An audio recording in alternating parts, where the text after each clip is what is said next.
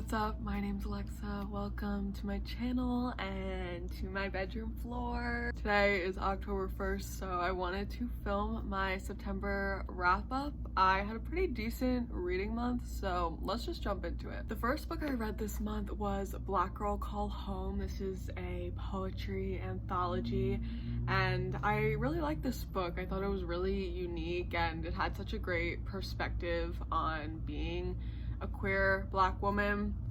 And I think it says it best on the back. It says, each poem explores what it means to be a daughter of Newark, New Jersey and America, and the painful, joyous path to adulthood as a young queer Black woman. I really liked this. There were a lot of poems in here I found so good. I also really like two things about this book. One, towards the back, they made like a little map almost, where you could tell that's where they drew the inspiration for all of their poems from, which I just think is such a cool and unique like idea, to start at one spot and then just like kind of branch off from there and have that be like the basis of the whole book. I also really liked that in between the poems of this book, there were pages that just had like one lines, which I thought was really cool because I feel like as a poet, you don't always think up like a whole idea for a poem, but you just have like that one line that pops into your head, and that's what this reminded me of.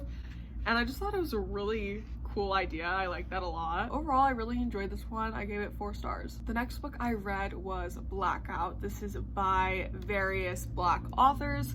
It's by 6 of them actually, and this book is set in New York City, and it's during a citywide blackout, and because of that it kind of catapults all these events into happening. It's a bunch of short stories, and it just follows these young Black teenagers kind of like falling in love and discovering love and confessing their love and all of that, and it was very cute. I do feel like a lot of the characters were written in a super lovable way. I feel like all these authors somehow made their writing come together and totally just made it work. I did vlog while I was reading this, so I talk about it more there, but there were about 3 stories out of the 6 that I really liked and connected with and resonated with and just really stood out to me. So those ones I really enjoyed, so I ended up giving this about a 3 star. The next book I read was My Sister the Serial Killer, and I actually listened to this on audio. We start by following our main character, and her sister ends up calling her up saying that she just killed her boyfriend and she needs help. And eventually this main character kind of comes to the conclusion that her sister has been killing her boyfriends and it's kind of becoming a habit, and she starts wondering if her sister is a serial killer. And what is really cool about this book is that it really does focus a lot on family and loyalty and right and wrong, and the main character and her sister are very different characters. Like the serial killer character of her sister is very, you know, narcissistic, very into herself, and the main character is very much not like that. You get a glimpse into her life, her work life, how her and her sister balance her mother and how her mother favors her sister. But in the end, it really does paint an interesting picture on like sisterhood and loyalty, and I did think the ending was pretty interesting. I also loved that this book had short chapters. It had extremely short chapters. However, I didn't feel super connected to the story, and I didn't feel like the author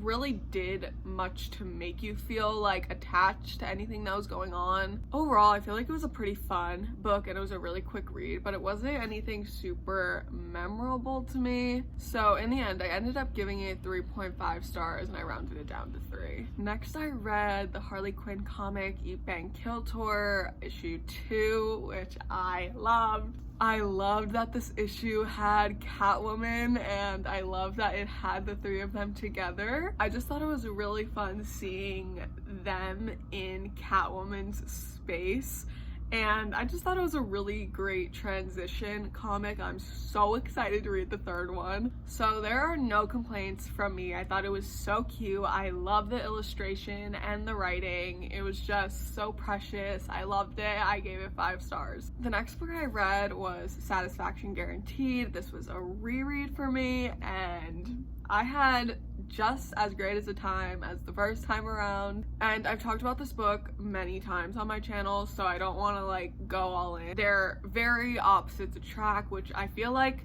makes the story so fun, and like it makes both of them so much more lovable because they're so kind to each other. Even though they're so different, they just make it work. And I just really love their relationship. That's why I decided to reread it. It's just such a comfort romance to me. I just think they're such a healthy couple, and they're really cute, and I love both of the characters. So this was really fun to reread, and I just gave it 5 stars again. The next book I read was The Hate You Give. I listened to this on audio, and I am so glad I finally got around to reading this book. Obviously, this book came out 5 ever ago, and I've always wanted to read it, and I just never got around to it. So when I saw it on audio, I decided to pick it up and listen to it, and I'm very glad I did. I thought it was spectacular. And this book is about our main character, Star. She is this young black girl living in this neighborhood called Garden Heights, but Star is a bit of an outsider. She doesn't go to school in Garden Heights. She goes to a private school that's mostly white.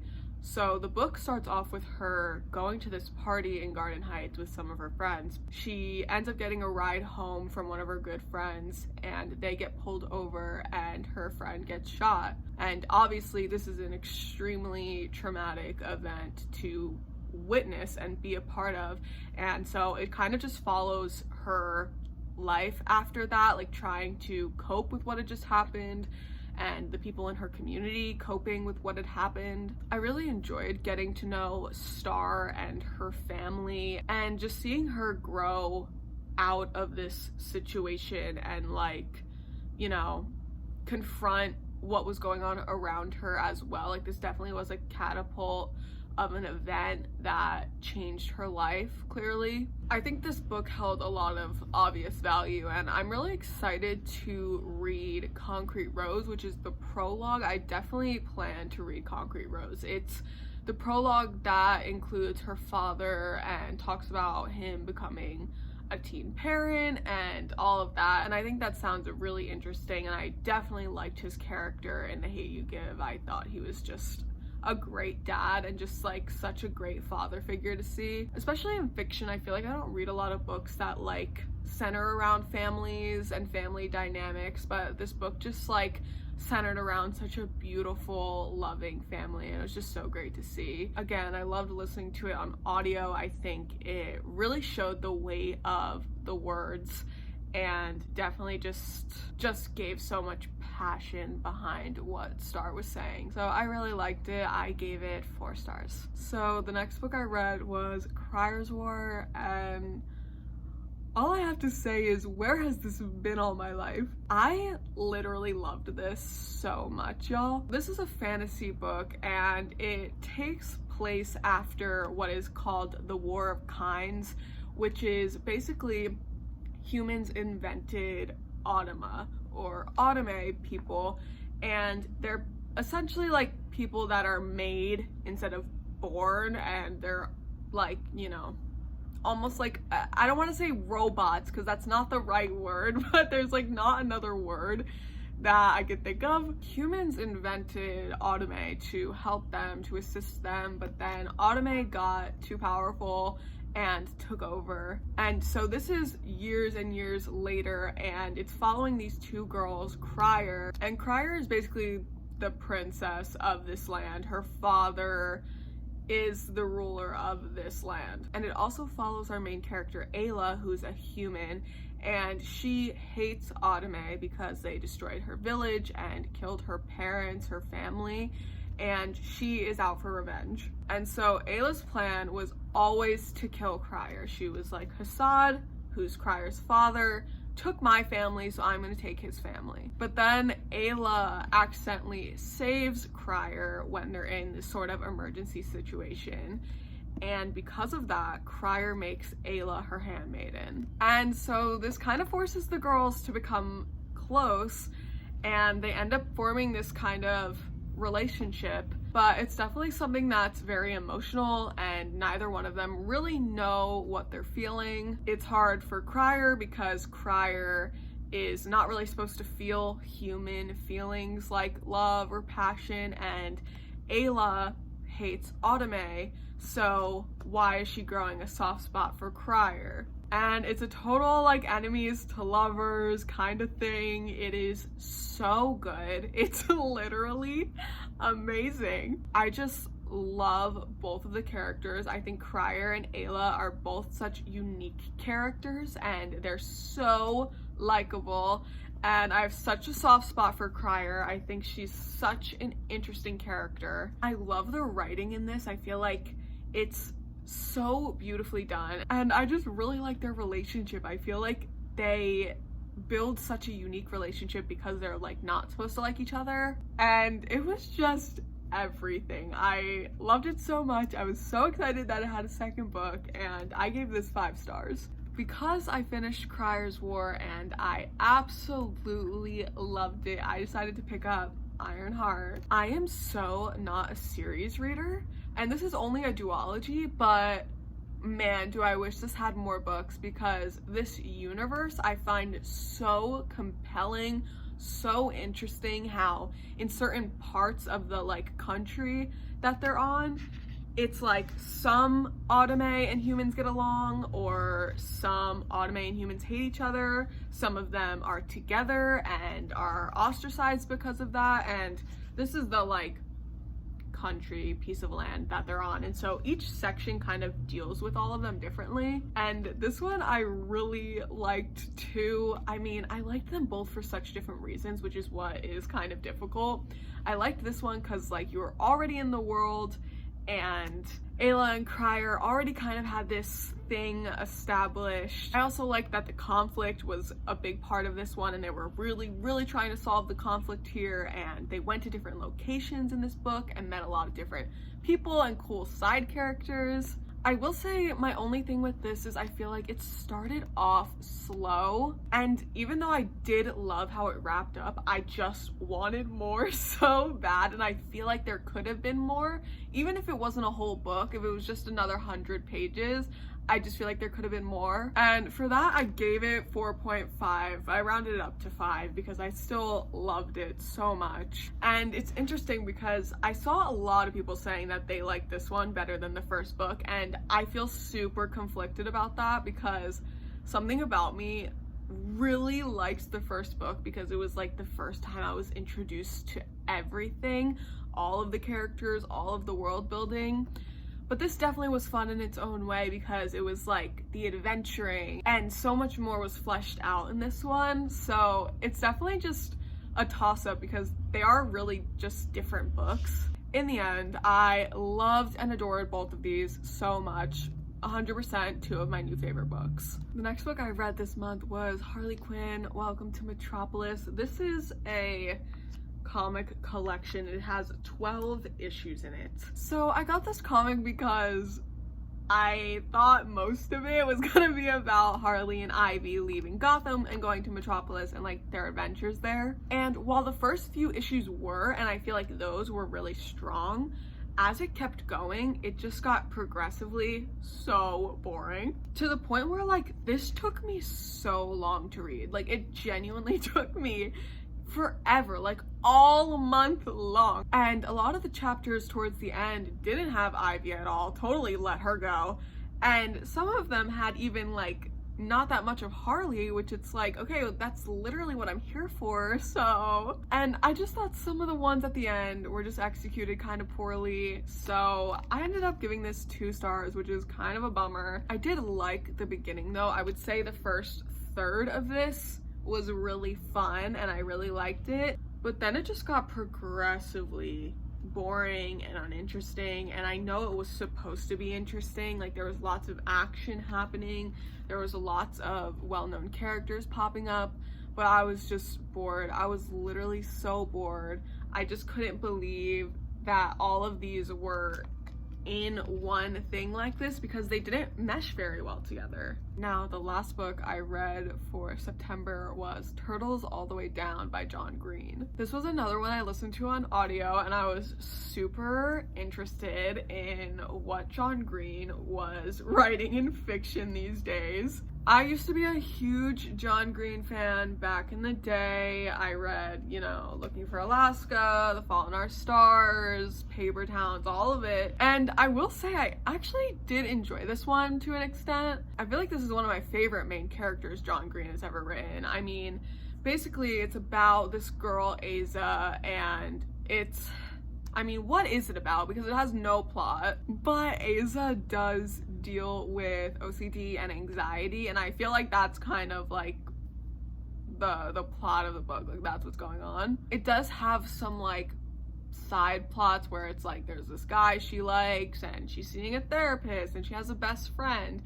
But it all doesn't really come together that naturally. Also, I feel like the relationships in this book were just like random. Like, the guy that she liked was just like a random childhood friend, and it was like, okay, we like each other now. But also, like, the friend had a missing father, and like, do you see where I'm going? It makes no sense. He had a missing father, and her best friend wanted to get like reward money to like go find a tip. And so they go to this kid's house, and then the kid like sees them and is like, oh, hey, I haven't seen you since I was a kid. And then they start hanging out. He has money, they're hanging out in his mansion, I don't know. My biggest issue with this was definitely like the relationships. They just didn't make sense and were very weak. Especially like the relationship with her best friend, I had such an issue with. Her best friend basically would just like, you know, be there, always talking about herself, and then they got into this fight in the book. I mean, this is like slightly spoilery, but I feel like it's not that big of a thing. But they get into this fight because Asa goes and reads her best friend's fan fiction, because her best friend writes fan fiction. She's never read it before. She goes and reads it, and there's a character with a name very similar to hers that is a horrible character. Is like, literally everyone reading it hates this character, and it's horrible. So she confronts her friend about it, and her friend's like, well, yeah, you're a horrible friend and I don't like you. And literally it's so fucked up. And a lot of the book is about her OCD and her anxiety, which I think was the best part of the book. I think it represented it so well, especially listening to it on audio and like listening to her thoughts spiral like that. I think it was done very well. But because of that, her friend is like, oh, you're always in your head. You don't care about anyone but yourself. You don't listen to anyone but yourself. And Asa's literally like, what are you talking about? I just can't get away from myself. And I'm like, yeah, true. Why is your best friend an asshole? And then they just like make up. I'm sorry, in what world? But on the other hand, like I've been saying, I did like how OCD and anxiety was represented in this book. John Green has OCD, so you could definitely see that he knew what he was talking about, and that like he experienced these thoughts himself. Like, he knew how to write these thoughts. But I feel like that's literally the only value this book holds. Like, I feel like the character Asa and her character development was the highlight of this book. So I'm really on the fence about it, because on one hand, I really did like Asa and Asa's voice and her whole story, but I feel like the plot was super lackluster and the characters kind of sucked other than Asa. So in the end, I ended up giving it 3 stars. And that is the end of my September wrap up. I had a pretty decent reading month. It definitely wasn't my best, and I am getting really busy with school, which is super frustrating because I just want to read for leisure. But nonetheless, I'm really excited to see what October brings me. So please let me know if you've read any of these books and your thoughts. I would love to know them. Thank you so much for hanging out and sticking around, and I'll see you in my next video. Bye!